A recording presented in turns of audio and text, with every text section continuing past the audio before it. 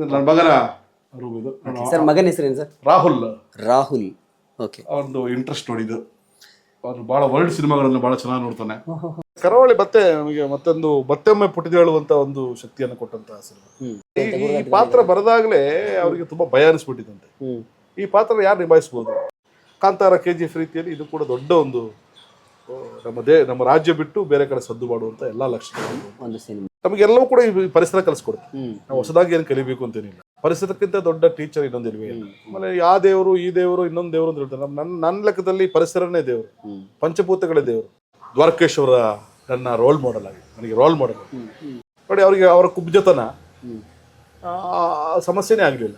So ಇದು ಮಿತ್ರ sir ಮನೆಯ 3rd floor. Ground ಫ್ಲೋರಲ್ಲಿ ಒಂದು ಹಾಲು, ಕಿಚನ್ನು, ಡೈನಿಂಗ್ ಏರಿಯಾ ಇತ್ತು. ಸೊ ಫಸ್ಟ್ ಫ್ಲೋರಲ್ಲಿ. 2nd ಫ್ಲೋರಲ್ಲಿ 2 ಬೆಡ್ರೂಮ್ ಇದೆ. ಸೊ ಇಲ್ಲಿ ಒಂದು ಬೆಡ್ರೂಮ್ ಇದೆ, ಮಗನ ಬೆಡ್ರೂಮ್ ಅಂತೆ. ನನ್ನ ಮಗನ ರೂಮ್ ಇದು. ಸರ್ ಮಗನ ಹೆಸರೇನು ಸರ್? ರಾಹುಲ್. ರಾಹುಲ್. ಓಕೆ. ಅವ್ರದ್ದು ಇಂಟ್ರೆಸ್ಟ್ ನೋಡಿದ್ದು ಅವ್ರು ಭಾಳ ವರ್ಲ್ಡ್ ಸಿನಿಮಾಗಳನ್ನು ಭಾಳ ಚೆನ್ನಾಗಿ ನೋಡ್ತಾನೆ. ತುಂಬ ನೋವಲ್ ಓದ್ತಾನೆ. ಓಕೆ. ಅದು ಸಿನಿಮಾ ಬಗ್ಗೆ ಆಸಕ್ತಿ, ತುಂಬ ಆಸಕ್ತಿ ಇದೆ. ಬಟ್ ಸಿನಿಮಾ ಆ್ಯಕ್ಟಿಂಗ್ ಭಾಳ ತುಂಬ ಚೆನ್ನಾಗಿದ್ದಾನೆ. ಒಳ್ಳೆ ಹೈಟ್ ಇದೆ, ಪರ್ಸನಾಲಿಟಿ ಇದೆ, ಎಲ್ಲ ಇದೆ. ಬಟ್ ಸಿನಿಮಾ ಇಂಟ್ರೆಸ್ಟ್ ಇಲ್ಲ ಅವನಿಗೆ. ಸಿನಿಮಾ ನೋಡ್ತಾನೆ, ಬಿಸ್ನೆಸ್ ಲೈನ್ ತುಂಬ ಆಸಕ್ತಿ. MBA ಇದರಲ್ಲಿ ಸಿನಿಮಾ ನೋಡೋದು ಹುಚ್ಚು ಒಂಥರ. ವಾರಕ್ಕೊಂದು 3 ಸಿನಿಮಾ ನೋಡ್ತಾನೆ ಅವನು. ಹೌದಾ? ಸಿನಿಮಾ ನೋಡ್ಕೊಂಡು ಬಂದು ನಿಮ್ಮ ಹತ್ರ ಯಾವ್ದಾದ್ರು ಡಿಸ್ಕಷನ್? ತುಂಬ ಚರ್ಚೆ ಮಾಡ್ತಾನೆ, ತುಂಬ ಡಿಸ್ಕಸ್ ಮಾಡ್ತಾನೆ. ಓಕೆ. ನಮ್ಮನೇಲಿ ನಡೀತಾ ಇರ್ತದೆ ಅದು, ಜಗಳಗಳು, ಮಾತುಕತೆ. ಸೊ ಕರಾವಳಿ ಸಿನಿಮಾ ಈಗ ನಿಮಗೆ ಬಹಳ ದೊಡ್ಡ ಮಟ್ಟದಲ್ಲಿ ಮಿತ್ರ ಅನ್ನುವಂಥ ಹೆಸರು ಮತ್ತೆ ಚಾಲ್ತಿಗೆ ಬರುತ್ತೆ. ಕರಾವಳಿ ಅನ್ನುವಂಥ ಒಂದು ಸಿನಿಮಾಯಿಂದ ನಿಮ್ಮ ಲುಕ್ಕು ಅಥವಾ ಮಿತ್ರ ಅವರು ಈ ಸಿನಿಮಾದಲ್ಲಿ ಒಂದು ಭಿನ್ನವಾದಂತಹ ಪಾತ್ರ ಮಾಡ್ತಿದ್ದಾರೆ ಅನ್ನೋದು ಸಿನಿಮಾ ಶುರುವಾದಾಗಲೇ ಒಂದು ಚರ್ಚೆ ಆಗುತ್ತೆ, ಮಾಧ್ಯಮಗಳಲ್ಲೆಲ್ಲ ಬರುತ್ತೆ. ಹೇಳಿ, ಕರಾವಳಿ ಹೇಗೆ ಶುರುವಾಯಿತು? ಹೇಗೆ ನಿಮ್ಮ ಕರಿಯರ್ಗೆ ಯಾವ ಥರ? ಕರಾವಳಿ ಮತ್ತೆ ನಮಗೆ ಮತ್ತೊಮ್ಮೆ ಪುಟಿದೇಳುವಂತ ಒಂದು ಶಕ್ತಿಯನ್ನು ಕೊಟ್ಟಂತಹ ಸಿನಿಮಾ. ಗುರುದತ್ ಕಾಣಿಗ ಅವರು, ನಾನು ಆ ಬೆಲ್ಟೆ ಆಗಿರೋ ಕಾರಣ, ಸೌತ್ ಕೆನರಾ ಬೆಲ್ಟೆ ಆಗಿರೋ ಕಾರಣ, ನನ್ನ ಬಾಲ್ಯ ಅಲ್ಲೇ ಆಗಿರೋ ಕಾರಣ ನನಗೊಂದು ಭಾಳ ಖುಷಿ. ನನಗೆ ನಮ್ಮ ನೇಟಿವಿಟಿಗೆ ಹತ್ರವಾದಂಥ ಒಂದು ಸಬ್ಜೆಕ್ಟ್ ಕಂಬಳದ ಕತೆ, ಕರಾವಳಿಯ ಕತೆ, ಅಲ್ಲಿಯ ಮಣ್ಣಿನ ಕತೆ, ಅಲ್ಲಿಯ ಜನಪದದ ಕತೆ, ಅಲ್ಲಿ ಒಂದು ಗೌರವದ ಕತೆ, ಅದು ಪ್ರೆಸ್ಟೀಜಿಯಸ್ ಕತೆ. ಅದು ನಮ್ಮ ಭೂತದ ಕೋಲ, ನಮ್ಮ ಕಂಬಳ, ನಮ್ಮ ಯಕ್ಷಗಾನ, ಇದೆಲ್ಲವೂ ಕೂಡ ಕರಾವಳಿಯ ಕತೆ. ಅದರಲ್ಲಿ ನನ್ನಲ್ಲಿ ಒಬ್ಬ ಕರಾವಳಿಗನಾಗಿ ಬಳಸ್ಕೊಂಡಿದ್ದಾರೆ ಸಿನಿಮಾದಲ್ಲಿ. ತುಂಬ ಸರ್ಪ್ರೈಸ್ ಎಲಿಮೆಂಟ್ಸ್ಗಳು. ನಾನು ನಿರೀಕ್ಷೆ ಮಾಡೋದಕ್ಕಿಂತಲೂ ಜಾಸ್ತಿ ವಿಭಿನ್ನವಾಗಿ ಈ ಪಾತ್ರನ ಅವ್ರು ತಗೊಂಡೋಗಿದ್ದಾರೆ. ಸಂಪೂರ್ಣವಾಗಿ ಗುರುದತ್ ಗಾಣಿಗ ಅವರ ಕನಸಿನ ಕೂಸು. ಆ ಕನಸಿನ ಕೂಸು ಅವರ ಕನಸನ್ನು ನಮ್ಮೂಲೆ ಇಟ್ಕೊಂಡು ಸಾಕಾರ ಮಾಡ್ತಾ ಇದ್ದಾರೆ. ಬಹಳ ಖುಷಿ ಅನಿಸ್ತಾ ಇದೆ. ಅದರ ಮೂರ್ತಿ ಚಿಕ್ಕದಾದ್ರೂ ಕೀರ್ತಿ ದೊಡ್ಡದು ಕೇಳಿದಂಗೆ ನಿರ್ದೇಶಕರು ನೋಡೋದಕ್ಕೂ ಸ್ವಲ್ಪ ಕುಬ್ಜರಾಗಿ ಕಂಡ್ರು ಕೂಡ ಅವ್ರ ಅಗಾಧವಾದ ಪ್ರತಿಭೆಯಲ್ಲಿ ಅವರು ಮೇರು ಪರ್ವತ ಅಂಬಿ ನಿಂಗೆ ವಯಸ್ಸಾಯ್ತು ಅಂತ ಒಂದು ಸಿನಿಮಾ ಮಾಡಿ ಅಂಬರೀಷ್ ನನ್ನ ಹ್ಯಾಂಡಲ್ ಮಾಡಿದಂಥವ್ರು, ಸುದೀಪ್ ಸರ್ ಜೊತೆ ಇದ್ದಂಥವ್ರು, ಫಸ್ಟ್ ಸಿನಿಮಾದಲ್ಲಿ ತುಂಬಾ ಗಂಭೀರವಾಗಿ ಅವ್ರಿಗೆ ಏನ್ ಬೇಕು ಅದನ್ನು ಫೋಕಸ್ಡ್ ಆಗಿ ಮಾಡುವಂತಹ ಒಬ್ಬ ನಿರ್ದೇಶಕ. ಒಂದು ಒಳ್ಳೆ ಟೀಮ್ ಜೊತೆ ಕೆಲಸ ಮಾಡ್ತಾ ಇದ್ದಾರೆ. ಡೇ 1 ಒಂದು ವೈಬ್ರೇಷನ್ ಇದೆ, ಅಲ್ಲಿ ಪಾಸಿಟಿವ್ನೆಸ್ ಇದೆ, ಒಂದು ಹೊಸ ಕನಸಿದೆ. ಕರಾವಳಿ ನನ್ನ ಸಿನಿ ಜರ್ನಿಯಲ್ಲಿ ಒಂದು ಒಳ್ಳೆ ಸಿನಿಮಾ ಆಗುತ್ತೆ, ಒಂದು ಹೊಸ ಇನ್ನಿಂಗ್ಸ್ ಸೆಕೆಂಡ್ ಇದು ಅಂತ ಅನ್ಸುತ್ತೆ. ಸೊ ನೀವು ಹೇಳ್ತಿದ್ರಿ ಯಾವಾಗಲೇ ಆಫ್ ದಿ ಕ್ಯಾಮ್ರಾ ಹೇಳ್ತಿದ್ರಿ 3 ಶೇಡ್ ಇದೆ ಈ ಸಿನಿಮಾದಲ್ಲಿ ನನ್ನ ಪಾತ್ರ ಅಂತ. ಹೇಗೆ ಫಸ್ಟ್ ಅಪ್ರೋಚ್ ಆಗಿದ್ದು ಹೇಗೆ? ಅಂದ್ರೆ ಈ ತರದೊಂದು ಪಾತ್ರ ಬರದಾಗ್ಲೇ ಅವರಿಗೆ ತುಂಬಾ ಭಯ ಅನಿಸ್ಬಿಟ್ಟಿದಂತೆ. ಈ ಪಾತ್ರ ಯಾರು ನಿಭಾಯಿಸಬಹುದು? ಈ ಪಾತ್ರಕ್ಕೋಸ್ಕರ ಡೆಡಿಕೇಟ್ ಮಾಡುವಂತವ್ರು ಕಲಾವಿದರು ಯಾರಿದ್ದಾರೆ? ತುಂಬಾ ದೊಡ್ಡ ಕಲಾವಿದರ ಜೊತೆ ಎಲ್ಲ ಹೋಗಿ ಮಾತಾಡಿ ಡಿಸ್ಕಸ್ ಮಾಡಿ ಅವ್ರಿಗೆ ಕಾಂಪ್ರಮೈಸ್ ಆಗಿದ್ದಾಗ ಫಾರ್ ಎ ಚಾನ್ಸ್ ಮಿತ್ರವ್ರ ಮಾತಾಡೋಣ, ಅವ್ರು ಮಾಡ್ಬೋದೇನೋ ಅಂತ ಹೇಳಿ ಮಿತ್ರವ್ರು ಹಿಂಗೆ ತೋರಿಸ್ಬೋದಲ್ಲ ಅನ್ನೋ ಕಲ್ಪನೆ ಮಾಡಿದ್ರೆ ದೊಡ್ಡ ವಿಷಯ ಅವ್ರದ್ದು.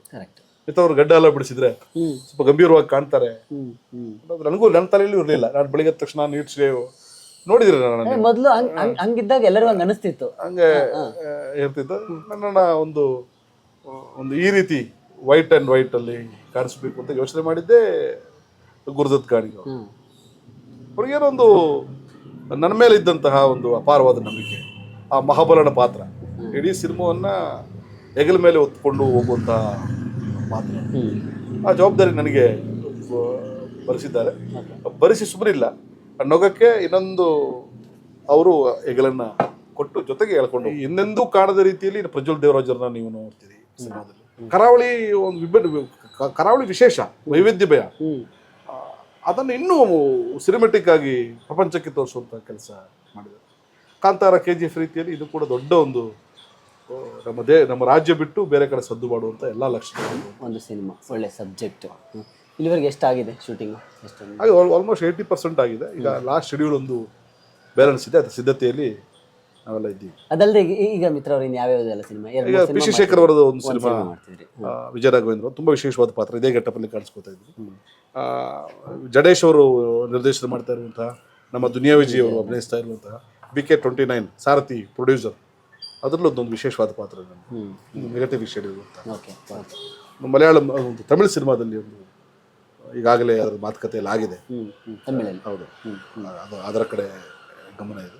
ಇದಾದ್ಮೇಲೆ ಇನ್ನೊಂದು ನಮ್ಮ ಕಲಿವೀರ ಅನ್ನೋ ಒಂದು ನಿರ್ದೇಶಕರು ನಿರ್ದೇಶನ ಮಾಡಿದ್ದಾರೆ, ಅವರ ನಿರ್ದೇಶನದ ಸಿನಿಮಾದಲ್ಲಿ ಇನ್ನೊಂದು ಸಿನಿಮಾ ನಡೀತಾ ಇದೆ. ಕಮಲ್ ಶ್ರೀದೇವಿ ಅನ್ನೋ ಸಿನಿಮಾದಲ್ಲಿ ಒಂದು ವಿಶೇಷವಾದ ಸ್ವಾಮೀಜಿ ಪಾತ್ರದಲ್ಲಿ ಕಾಣಿಸ್ತಾರೆ. ಸಾಲು ಸಿನಿಮಾಗಳು ಬರ್ತಾ ಇದ್ರು ನನಗೆ.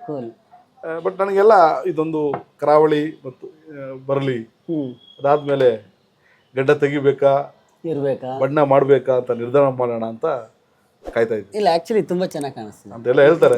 ತುಂಬಾ ಜನ ಹೇಳ್ತಾರೆ, ಸರ್ ನೀವು ಪೂರ್ಣತಂತ್ರ ಕಾಣಿಸ್ತಾ ಇದ್ರಿ, ಅವ್ರ ಬಗ್ಗೆ ಒಂದು ಸಿನಿಮಾ ಮಾಡ್ಬಿಡಿ ಅಂತ ಹೇಳ್ತಾ ಇದ್ರು. ಒಂದು ತೇಜಸ್ ಕಾಣಿಸ್ತಾ ಇದೆ, ಆ ಲುಕ್ಕು, ನಿಮ್ಮ ಮಾತುಗಳು. ನಿಮ್ಗೆ ಓದು ಯಾರಿಗೂ ಗೊತ್ತಾಗಲ್ಲ, ಮಿತ್ರ ಅವರು ಒಬ್ಬ ಒಳ್ಳೆ ಓದುಗ ಅನ್ನೋದು ನಿಮಗೆ. ನೀವು ಮಾತಾಡ್ತಾ ಇರುವಾಗಲೇ ಗೊತ್ತಾಗುತ್ತೆ ನೀವು ಅದ್ಭುತವಾದಂಥ ಓದುಗ, ತುಂಬಾ ಓದ್ತೀರಿ. ನಮಗೆಲ್ಲವೂ ಕೂಡ ಈ ಪರಿಸರ ಕಲಿಸ್ಕೊಡುತ್ತೆ. ನಾವು ಹೊಸದಾಗಿ ಏನು ಕಲಿಬೇಕು ಅಂತೇನಿಲ್ಲ. ಪರಿಸರಕ್ಕಿಂತ ದೊಡ್ಡ ಟೀಚರ್ ಇನ್ನೊಂದಿಲ್ವೇ ಇಲ್ಲ. ಆಮೇಲೆ ಯಾವ ದೇವರು ಈ ದೇವರು ಇನ್ನೊಂದು ದೇವರು ಅಂತ ಹೇಳ್ತಾರೆ. ನನ್ನ ಲೆಕ್ಕದಲ್ಲಿ ಪರಿಸರನೇ ದೇವರು, ಪಂಚಭೂತಗಳೇ ದೇವರು. ಪಂಚಭೂತಗಳೇ ದೇವರು. ನೋಡಿ, ಪ್ರತಿಯೊಂದು ಜಾತಿಯಲ್ಲೂ ಕೂಡ ಪಂಚಭೂತಗಳು ಇನ್ವಾಲ್ವ್ ಆಗಿರುತ್ತೆ. ನಮ್ಮ ಹುಟ್ಟಿರ್ತೀವಿ, ನೀರು ಯೂಸ್ ಮಾಡ್ತೀವಿ, ನಾವು ಆಕಾಶ ನೋಡ್ತೀವಿ, ಮಣ್ಣು ನೋಡ್ತೀವಿ, ಲಾಸ್ಟ್ ನಾವು ಮಣ್ಣಿಗೆ ಹೋಗ್ತೀವಿ. ಅಲ್ಲೂ ಅಷ್ಟೇ. ಈ ಕ್ರಿಶ್ಚಿಯಾನಿಟಿಗೆ ಬಂದಾಗ ಕೂಡ ತಲೆಗೆ ನೀರು ಹಾಕಿ ಅವರನ್ನು ಜ್ಞಾನಸ್ನಾನ ಮಾಡಿ ನೀನು ಬಾ ಅಂತ ಕರೀತಾರೆ. ಕೈಗೆ ದೀಪ ಕೊಟ್ಟು ನೀನು ಹೊರಗಡೆ ಬಾ ಅಂತೇಳಿ ಕರೆಯೋದು ಸಂಸ್ಕೃತಿ ಇದೆ. ಮಣ್ಣಿನಿಂದ ಹುಟ್ಟಿದ ಮನುಷ್ಯನೇ ಮರೆಯಬೇಡ, ಮರಳಿ ಹೋಗುವೆ ಮಣ್ಣಿಗೆ ಅಂತೇಳಿ ಶಿಲುಬೆ ಬರೆದು ಮಣ್ಣಿಗೆ ಕಳಿಸೋ ಶಾಸ್ತ್ರ. ಹಾಗಾಗಿ ನನಗನ್ಸುತ್ತೆ ಪಂಚಭೂತಗಳೇ ದೇವರು. ಪರಿಸರದಲ್ಲಿ ನಾವು ದೇವರನ್ನ ನಾವು ಕಾಣ್ಬೋದು. ನಮಗೆಲ್ಲವನ್ನೂ ಕೂಡ ಪರಿಸರ ಕಲಿಸ್ಕೊಡುತ್ತೆ. ಹಾಗಾಗಿ ಆ ಪರಿಸರ ನಮಗೆ ಕಲಿಸುವಂಥ ಪಾಠನೇ ದೊಡ್ಡ ಪಾಠ. ಹೊಸ ವಿಜ್ಞಾನ ಇರಬೇಕು ಅಂತೇನಿಲ್ಲ. ಪೂರ್ಣಚಂದ್ರ ತೇಜಸ್ವಿ ಅವರು ಬರೆದಿದ್ದು ಪರಿಸರ ನೋಡ್ಕೊಂಡೇ ಬರೆದಿದ್ದಲ್ವಾ. ಕುವೆಂಪು ಅವರು ಬರೆದಿದ್ದು ಅವರ ಪ್ರಾಕ್ಟಿಕಲ್ ಎಕ್ಸ್ಪೀರಿಯನ್ಸ್ ಅವ್ರು ನೋಡಿ ಕಲ್ತಿದ್ದಲ್ವಾ ಅಲ್ವಾ. ಅನಿಕೇತನ ಆಗಿದ್ದು ಒಂದು ವಿಶ್ವಮಾನವ ಪದ ಮಾತಾಡಿ ಅಲ್ಲೂ ಕೂಡ ಅಲ್ಲೇ ಅವರ ಅನುಭವಗಳು. ಅವರು ಸಮಾಜವನ್ನು ನೋಡಿದಂಥ ರೀತಿ, ಅವರು ಹಳ್ಳಿಯನ್ನು ನೋಡಿದಂಥ ರೀತಿ, ಅವರು ಕಾಡನ್ನು ಕಂಡಂಥ ರೀತಿ, ಅವರು ಮಹಾಭಾರತವನ್ನು ಕಂಡಂಥ ರೀತಿ, ಅವರು ರಾಮಾಯಣವನ್ನು ಕಂಡಂಥ ರೀತಿ, ಅವರಿಗೆ ಕಂಡಂತೆ ಬರೆದಿದ್ದು. ನಮಗೆ ಕಂಡಂತೆ ನಾವು ಅದನ್ನು ನೋಡುವಂಥದ್ದು.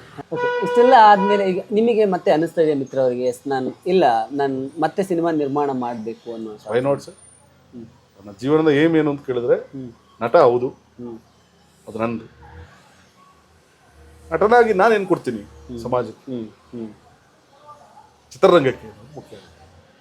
ದ್ವಾರಕೇಶ್ ಅವರ ನನ್ನ ರೋಲ್ ಮಾಡೆಲ್ ಆಗಿದೆ, ನನಗೆ ರೋಲ್ ಮಾಡೆಲ್. ನೋಡಿ, ಅವರಿಗೆ ಅವರ ಕುಬ್ಜತನ ಸಮಸ್ಯೆನೇ ಆಗಲಿಲ್ಲ. ಕರೆಕ್ಟ್, ಅದೇ ಪ್ಲಸ್. ಅಣ್ಣವ್ರ ಜೊತೆ ನಡೆದು ವಿಷ್ಣು ಸರ್ ವರೆಗೂ ಕೂಡ ಸಿನಿಮಾವನ್ನ ಮಾಡಿದಂತೆ. ಹಾಗಾಗಿ ಒಬ್ಬ ನಿರ್ಮಾಪಕ ಹೇಗಿರಬೇಕು, ಆ ಗತ್ತು ಹೇಗಿರಬೇಕು, ಆ ನಿರ್ಮಾಣದ ಕೌಶಲ್ಯ ಹೇಗಿರಬೇಕು ಅನ್ನೋದು ಅವರಿಂದ ನಾವು ತುಂಬಾ ಕಲ್ತಿದ್ದೀವಿ. ಆ ರೀತಿ ಒಬ್ಬ ನಿರ್ಮಾಪಕನಾಗಬೇಕು ನಾನು. ಕನ್ನಡ ಇಂಡಸ್ಟ್ರಿಗೆ ಹೊಸ ಆಯಾಮದ ಚಿತ್ರಗಳನ್ನು ಕೊಡಬೇಕು, ಹೊಸ ಪ್ರತಿಭೆಗಳನ್ನ ಕರ್ಕೊಂಡ್ಬರ್ಬೇಕು, ತುಂಬಾ ದುಡ್ಡು ಸಂಪಾದನೆ ಮಾಡಬೇಕು. ಆ ದುಡ್ಡೆಲ್ಲ ಸಿನಿಮಾಗೆ ಹಾಕ್ಬೇಕು. ಟೆಕ್ನಿಷಿಯನ್ಸ್ ಅನ್ನ ಬಹಳ ಚೆನ್ನಾಗಿ ನೋಡ್ಕೋಬೇಕು, ಕಲಾವಿದರು ತುಂಬಾ ಚೆನ್ನಾಗಿ ನೋಡ್ಕೋಬೇಕು. ಮಿತ್ರ ಅವರು ಅಂದ ತಕ್ಷಣ ನಮ್ಗೆಲ್ಲ ನೆನಪಾಗೋದು ಒಂದಷ್ಟು ಹಾಸ್ಯ ಪಾತ್ರಗಳು. ಚಿತ್ರರಂಗಕ್ಕೆ ಬಂದಿದ್ದೆ ಅಂದ್ರೆ ಕಿರುತೆರೆ ಆಗ್ಬೋದು, ಹಿರಿತೆರೆ ಆಗ್ಬೋದು, ಹಾಸ್ಯ ಪಾತ್ರಗಳೇ. ಬಟ್ ಈಗ ಒಂದು ಬೇರೆ ಮಗ್ಗಲಿಗೆ ನೀವು ಹೊರಳಿದ್ದೀರಿ, ವಿಭಿನ್ನ ಪಾತ್ರಗಳು ಅನಿಸುತ್ತೆ. ಮತ್ತೆ ಹಾಸ್ಯ ಪಾತ್ರಗಳು ಅಂತ ಬಂದಾಗ ನಿಮಗೆ ಅಂದರೆ ಅದರಲ್ಲಿ ಏನೋ ಒಂದು ಹೊಸದನ್ನು ಮಾಡಬೇಕು. ನನಗೆ ಹಾಸ್ಯ ಪಾತ್ರ ನನಗೆ ಕೈ ಹಿಡಿದಿತ್ತು, ನನ್ನ ಚಿತ್ರರಂಗದಲ್ಲಿ ನಡೆಸ್ಕೊಂಡು ಬಂತು. ಆ ಥರದ್ದು ಮುಂದಿನ ದಿನಗಳಲ್ಲಿ ಈ ಥರದ ಪಾತ್ರಗಳ ಮಧ್ಯೆಯಲ್ಲಿ ನನ್ನ ಹಾಸ್ಯ ಪಾತ್ರನೂ ಕೂಡ ಮುಂದುವರಿಸ್ಕೊಂಡು ಖಂಡಿತ. ನನಗೆ ನಾನೊಬ್ಬ ನಟ ಅಷ್ಟೇ. ನೀವು ನನ್ನ ಹಾಸ್ಯ ಕಲಾವಿದರಾಗಿ ನಾನು ಬಳಸ್ಕೋತಿರೋ ನಾನು ಸಿದ್ಧವಾಗಿದ್ದೀನಿ. ಅಥವಾ ನನಗೆ ಭಯ ಹುಟ್ಟಿಸುವಂಥ ಭಯಾನಕವಾಗಿರುವಂಥ ಪಾತ್ರಗಳು ಅಥವಾ ವಿಪಸ್ವ ಇರುವಂಥ ಪಾತ್ರಗಳು ಮಾಡಿದ್ರೆ ನವರಸಗಳನ್ನು ನಾನು ಅಭಿನಯಿಸಲಿಕ್ಕೆ ಪ್ರಯತ್ನ ಪಡ್ತಾ ಇದ್ದೀನಿ. ಹಾಸ್ಯದಲ್ಲಿ ನನಗೆ ಜನ ಗುರುತಿಸ್ಕೊಂಡಿದ್ದಾರೆ. ಓಕೆ. ನಾನೀಗ ಬೇರೆ ಒಂದು ನನ್ನ ಇಮೋಷನಲ್ ಆಗಿ ಕೂಡ ಜನ ರಾಗದಲ್ಲಿ ಅಥವಾ ಪ್ರಸಂಗದಲ್ಲೆಲ್ಲ ನೋಡಿದ್ದಾರೆ. ಇದು ಸ್ವಲ್ಪ ಭಯ ಹುಟ್ಟಿಸುವಂಥ ರೀತಿಯಲ್ಲಿ ವಿಲನ್ ಆಗಿ ಕಾಣಿಸ್ಕೊ ನನ್ನ ವಯಸ್ಸನ್ನು ಕೂಡ ವಿಲನ್ ಅಂತ ಮನಸ್ಸನ್ನು ವಿಲನ್ ಇದೆ. ಅದು ನನ್ನ ಒಂದು ಆಸೆ, ಅದು ಕಾಣಿಸ್ಕೋಬೇಕು, ಜನ ನನ್ನನ್ನು ಬಳಸ್ಕೋಬೋದು ಆ ರೀತಿ ಅಂತ ನನ್ನ ಆಸೆ ಇದೆ. ಇಲ್ಲ ಅದೇನೋ ಕೈಗೂಡಲಿಲ್ಲ ಅಂತ ಹೇಳಿದ್ರೆ ಹಾಸ್ಯ ಕಲಾವಿದರಿಗೆ ಮುಂದುವರ್ಸ್ಕೊಂಡು ಹೋಗ್ತೀನಿ ನಾನು ರೆಡಿ. ನನಗೆ ಮಿತ್ತವ್ರನ್ನ ಹೆಂಗಪ್ಪ ಸಂಪರ್ಕಿಸೋದು, ಅವ್ರು ತುಂಬಾ ಕಾಸ್ಟ್ಲಿ ಎಲ್ಲ ಸುಳ್ಳು. ಒಂದು ದಿನದ ಪಾತ್ರ ಇದ್ರು, ಅರ್ಧ ಗಂಟೆ ಪಾತ್ರ ಇದ್ರು ಕೂಡ ಸಿನಿಮಾಕ್ಕೆ ಆ ಪಾತ್ರ ಪೂರಕವಾಗಿದ್ರೆ, ಅದು ನನಗೆ ನನ್ನ ದೇಹಕ್ಕೆ ನನ್ನ ಬಾಡಿ ಲ್ಯಾಂಗ್ವೇಜಿಗೆ ಸೂಟ್ ಆಗೋದಿದ್ರೆ ಖಂಡಿತ ನಾನು ಅದನ್ನು ಮಾಡ್ತೀನಿ, ಅದಕ್ಕೆ ಸಿದ್ಧವಾಗಿದ್ದೀನಿ. ಸಿನಿಮಾ ರಂಗದ ಹೆಚ್ಚಿನ ಇನ್ಫಾರ್ಮೇಷನ್ಗಳಿಗಾಗಿ ಡೈಲಿ ಮಾಧ್ಯಮವನ್ನು ಸಬ್ಸ್ಕ್ರೈಬ್ ಮಾಡಿ, ಸಪೋರ್ಟ್ ಮಾಡಿ.